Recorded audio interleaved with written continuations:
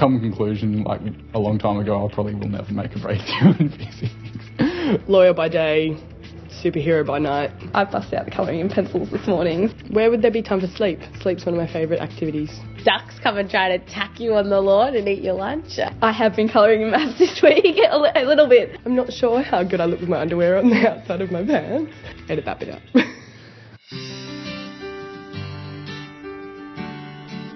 I'm a totally different person than I was 5 years ago. I think I've grown up a lot from a university environment. I've definitely discovered myself as a person.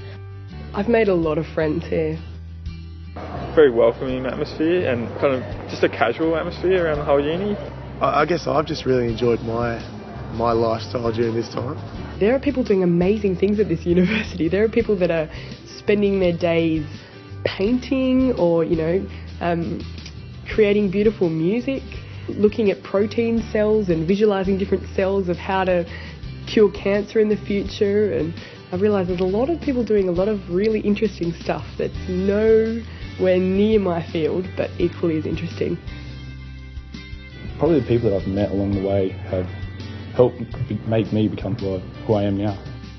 And it's great, to mingle out with people of different cultures. Once you leave your home country, the friends that you make outside become your immediate family. There are so many Chinese students in University of Wollongong. So I made a lot of Chinese friends. I made a lot of Australian friends as well. Being around multicultural sort of new scenario was great. I've made friends from all over the world, like friends from Mauritius, Thailand, China, people from Colombia. It'd be nice to go around the world and sort of country hop from place to place, visiting friends.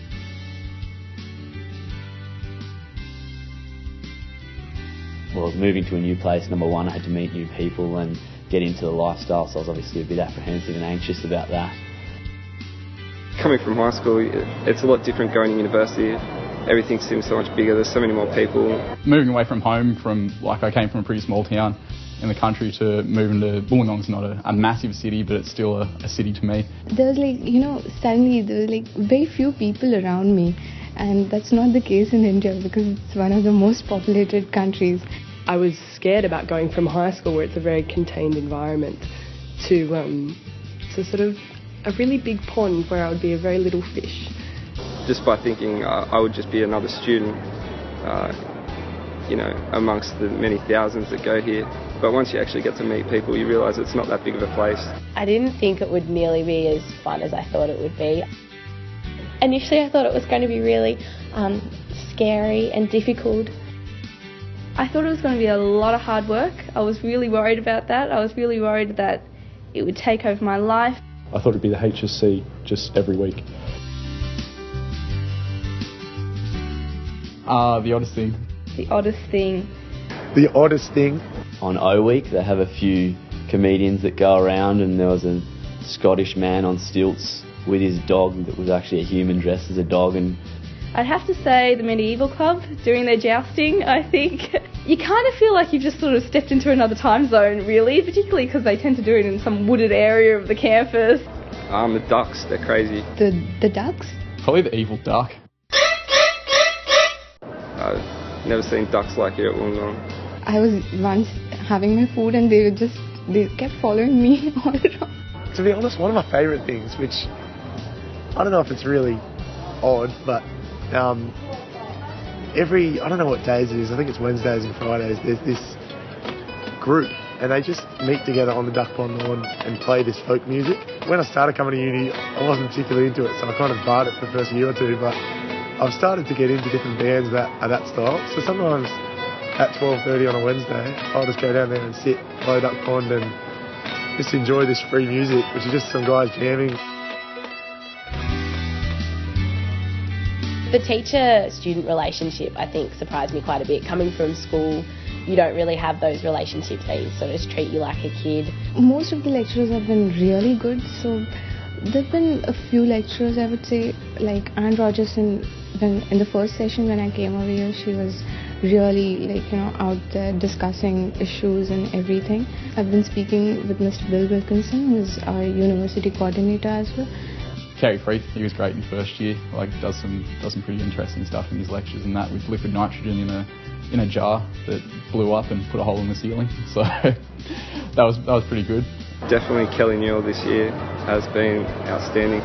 She's very passionate about lecturing and she wants the best out of her students, and it comes across well seeing the high standards that are in the class. Peter Eklund, he was my first year lecturer for a programming subject, and I think he changed me a lot in the sense that showing me how university is so much different to school. Earlier on in my undergraduate degree, at the start of my economics major, I met a lecturer called John Rogers, and he's just like a human dictionary really. He's got so much knowledge in his head, I didn't think it was possible to know that much. And then after him I met another one called Dr. Andrew Tan, who's a finance lecturer, and he was just really passionate about helping us learn and giving us sort of real world experiences within our courses. As part of my engineering degree I had to do a thesis, and I pretty much worked 4 days a week with this one professor, Alex Remnikov, and he's taught me plenty, not just about engineering but just about life as well. Pretty excited actually. Can't wait. Yeah, I'm excited. It's a little bit scary. I'm scared and excited at the same time. Of course, I've gone through all the stages. Was scared, then was excited. I'm pretty sick of living on $50 a week. I can't wait till I graduate. It would be a good feeling, good achievement. I know that it's kind of time for me to move on. I've fulfilled everything that I wanted to at university. I've made my friends, I've made my connections. Wish to do my PhD degree. Life is so long, I have to further pursue my study. And I'm just so excited to get out there and to finally use all this knowledge that I've gained in lectures and just put it into real life experiences. I'm happy that it's finishing now. Having done a double degree, I have been here for a number of years, so I'm looking forward to it. I'm kind of scared in some senses because I don't really know what to expect.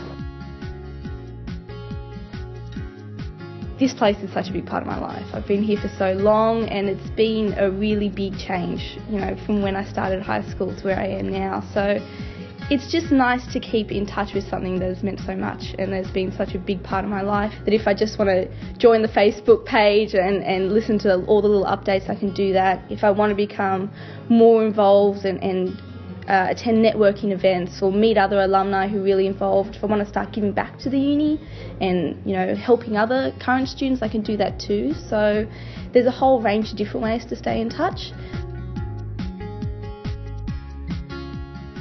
10 years is a big question. 10 years? 10 years? 10 years. In 10 years. 10 years. What do I think of it in 10 years? 10 years, the world's my oyster at the moment, so 10 years, it's a long time and a lot could happen. Hopefully practicing medicine. Back in my country and doing something good with my degree and education. I do see myself completing the bar. I really do. Long term, I'm going to be Prime Minister of Australia though. And just not being pigeonholed up in some office with a suit and a tie. That's my nightmare. Maybe 10 years later, I will go back to China because really that's my home country, yes. I'd prefer not to know where I'm going to be in 10 years. I'd just prefer to go with the flow, see what happens. Probably a family and back in Australia somewhere working for a bank. I think I'll be hopefully teaching. I'd like to work corporate law for at least the next 5 years, see if it fits for me. Very fondly. As I said, I've made some very, very good friendships here. It's set me up for where I'm going. I'll look back with fond memories for sure, like friends I've made, people I've met from everywhere. It'd be great. Without doubt, I have to say the best years of my life. I think I'll cherish it. It would be one of the highlights in my life. Oh, such an adventure, such a roller coaster ride. Gone a long way to shaping who I am today, without being lame about it. I think even though I still don't really know what's going to come out of my degree, I don't know which path I'm going to take, I think that the University of Wollongong has equipped me with all the tools to be able to go out there and adapt to any kind of situation that I'm put in. I think it'd be the place where I met a lot of the people that I'll still be in touch with because I don't see that changing. I think it'll be the place where I thought, yeah, I can totally do that too. For me, When I turned up, I was 17 when I started here. I didn't think I'd be able to travel by myself. I didn't think I'd do something like a diving internship in the Seychelles. I didn't know what sort of career I wanted. That's all changed while I'm here, and that's happened while I'm here. So I think I'll see this as the place where I found that direction.